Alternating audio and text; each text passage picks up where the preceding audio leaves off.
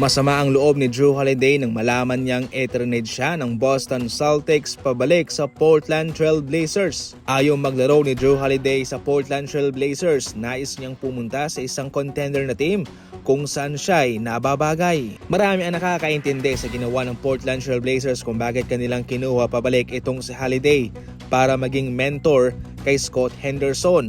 Pero hindi rin po nila ito mapipilit kung ayaw na maglaro sa kanila.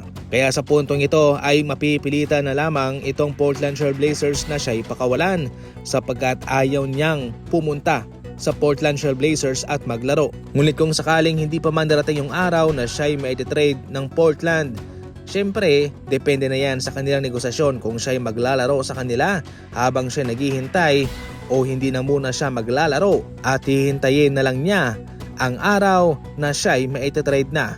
Sa ngayon mga idol, ay nais na pumunta ni Jrue Holiday sa isang contender na team kung saan siya'y makakatulong ng malaki doon. Para sa inyo, saang team kaya siya nababagay? Marami ang nagsasabi sa Lakers daw. Pwede naman yon. Pero ang tanong, babagay pa siya kasama si Luka Doncic doon?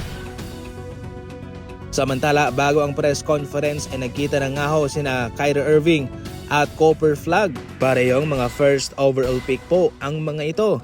Pero maliban dyan ay meron pa si Anthony Davis, former first overall pick din po sa NBA draft. So matotal, mayroon pong 3 first overall pick sa ngayon itong Dallas Mavericks. Grabe, instant super team kagad itong kanilang mabubo, di ba? Ngayon pagkatapos ng press conference ni Cooper Flag sa Dallas Mavericks ay kaagad naman siyang tumungo sa kanyang basketball clinic para turuan naman kaagad ang mga batang aspirant basketball player. Trabaho kaagad itong si Cooper Flag mga idol ha.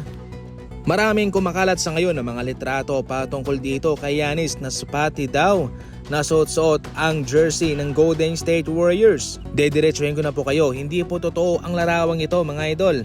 Ngunit totoo po yung mga rumors na ang Golden State Warriors ang number 1 para nag-aabang na makuha itong si Giannis. Hindi naman natin masisisi ang mga fans dyan na gustong mag-edit ng mga gantong larawan dahil maging sila man ay nais din nilang mapunta itong si Giannis sa Golden State Warriors. Ito yung kanilang pinapangarap na mangyari. Ngayon pa man, maging totoo po tayo.